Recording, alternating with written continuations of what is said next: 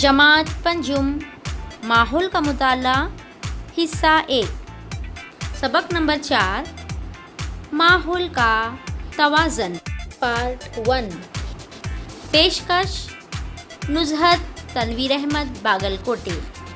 अस्सलाम वालेकुम प्यारे बच्चों, आज हम एक नया सबक शुरू करने जा रहे हैं जिसका नाम है सबक नंबर 4 माहौल का तवाज़न। देखिए प्यारे बच्चों, आप अगर कहीं जाते हो, कहीं नदी पर, समंदर में घूमने के लिए कहीं किसी इलाके में जाते हो, तो वहाँ पर आप क्या करते हैं, उस इलाके का, उस जगह का मुशाहिदा करते हैं। वहाँ क्या क्या चीज़ें हैं, कौन से पेड़ हैं, जानवर क्या हैं, मिट्टी कैसी है, ये सारी चीज़ें क्या करते हैं, आप समझने की कोशिश करते हैं, देखते हैं, जानने की कोशिश करते हैं कि वो वहाँ पर क्या क्या चीज़ें हैं।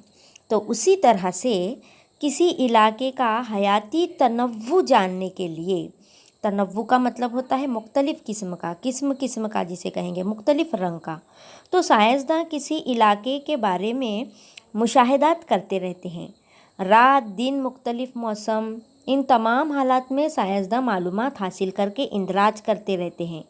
जैसे बहुत ऊंचे मुकामात पर या गहरे पानी में रहने वाले जानदारों और खुर्दबीनी जानदार, जिन्हें हम आँखों से देख नहीं सकते, ऐसे खुर्दबीनी जानदारों का भी वो मुशाहिदा करने के लिए मुख्तलिफ़ आलात का, मशीनों का इस्तेमाल करते हैं।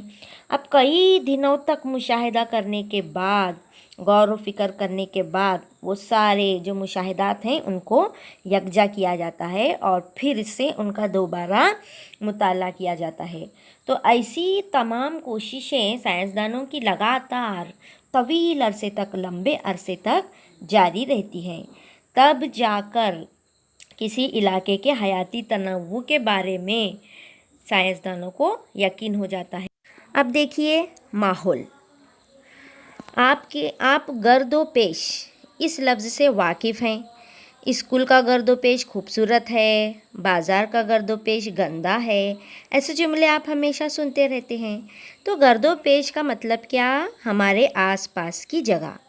जैसे घर और स्कूल के गर्दोपेश से शहर का, गांव का गर्दोपेश बड़ा होता है, यानी आसपास की जगह वहाँ की बड़ी होती है। सूरज की रोशनी, हवा, पानी, नबातात और जानवर, ये कई अज्जा हमारी ज़िंदगी से ताल्लुक़ रखते हैं। तो ज़िंदगी से ताल्लुक़ रखने वाली गर्दोपेश की तमाम अशिया से मिलकर माहौल बनता है। इन तमाम चीज़ों से जो मैंने आपको बताई हूँ, उससे मिलकर क्या बनता है, हमारा माहौल बनता है। जानदार और गैर जानदार एक दूसरे पर मुनहसिर होते हैं, क्योंकि माहौल में देखिए जानदार भी पाए जा रहे हैं और गैर जानदार भी पाए जाते हैं। तो इन के दरमियान में कुछ लेन देन, यानी बाहमी तामुल होता रहता है, आपसी लेन देन इन दोनों के बीच में लगातार चालू रहता है। किन के बीच में, जानदार और गैर जानदार। तो इसी बाहमी तामुल का मुताला माहौलियात में किया जाता है। माहौलियात में हम क्या मुताला कर रहे हैं, जानदार और गैर जानदार में होने वाला लेन देन, आपसी उनका बाहमी तामुल। अब देखिए यहाँ पर ये तस्वीर में, जिसमें जानदार और गैर जानदार अज्जा की तस्वीरें दिखाई गई हैं। तो आपको देखना है गौर से इस तस्वीर को और समझना है कि इसमें जानदार कौन है और गैर जानदार कौन है। नेक्स्ट पॉइंट की तरफ बढ़ते हैं, ग़िज़ाई ज़ंजीर। अब देखिए ये तस्वीर को ध्यान से देखिए, इसमें नाक तोड़ा घास और पत्ते खाता है। नाक तोड़ा दिखाया गया है जो क्या खाता है, घास और पत्ते खाता है। नाक तोड़े को परिंदे खाते हैं। अब इस शक्ल की तरफ देखिए, इसमें एक ज़ंजीर बताई गई है। अब ज़ंजीर में क्या होता है बच्चों, ज़ंजीर में कड़ियाँ होती हैं और कड़ियाँ एक दूसरे में जकड़ी हुई होती हैं, एक दूसरे से मिली हुई होती हैं। अगर इस ज़ंजीर की कड़ी खुल जाए तो क्या हम उसे ज़ंजीर कह सकते हैं? नहीं कह सकते। अगर ज़ंजीर टूट गई, उसकी कड़ियाँ खुल गई, तो हम उसको ज़ंजीर नहीं कह सकते, क्योंकि ज़ंजीर की हर कड़ी एक मुकम्मल जुज़ होने के बावजूद वो आगे और पीछे मौजूद कड़ियों से जुड़ी होती है। जो गले में पहनने वाली ज़ंजीर होती है या मोटी मोटी जो लोहे की ज़ंजीरें होती है, उसको आपने देखा है कि उनकी जो कड़ियाँ होती हैं वो आगे और पीछे दोनों तरफ से जुड़ी हुई होती हैं। अगर कोई एक कड़ी खुल जाए, निकल जाए, तो ज़ंजीर टूट जाती है। तो पहली तस्वीर में हमने देखा था नबातात, नाकतोड़ा, परिंदा जैसे मुख्तलिफ अज्जा एक मखसूस तरतीब में होते हैं। हर जुज़ अगले जुज़ की ग़िज़ा बनता है ना। एक जुज़ दूसरे जुज़ की क्या बन रहा है, ग़िज़ा बन रहा है। कैसे?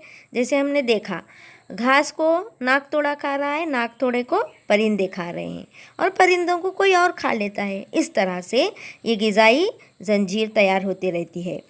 तो वो ग़िज़ा की वजह से ये तमाम अज्जा एक दूसरे से जुड़े रहते हैं, इसीलिए हम कहते हैं कि वो एक ज़ंजीर के अज्जा हैं। तो इसी को हम ग़िज़ाई ज़ंजीर कहते हैं। इसका हर जुज़ ग़िज़ाई ज़ंजीर की एक कड़ी है। अब देखिए, हिरन है, हिरन की ग़िज़ा क्या है आप जानते हैं, और शेर की ग़िज़ा क्या है ये भी आप जानते हैं। हिरन नबातात के पत्ते खाता है और शेर क्या करता है, हिरन को खा लेता है, यानी वो दूसरे जानवरों को खाता है। कुदरत में ऐसी कई ग़िज़ाई ज़ंजीरें होती है, इनमें से अगर कोई भी एक भी कड़ी ख़त्म हो जाए तो ये ग़िज़ाई ज़ंजीर बरकरार नहीं रह सकती। अब देखते हैं ग़िज़ाई जाल। झेल की तस्वीरों में कुदरत की कुछ और ग़िज़ाई ज़ंजीरें बताई हुई हैं। इनको आपको गौर से देखना है कि कौन किसको खा रहा है।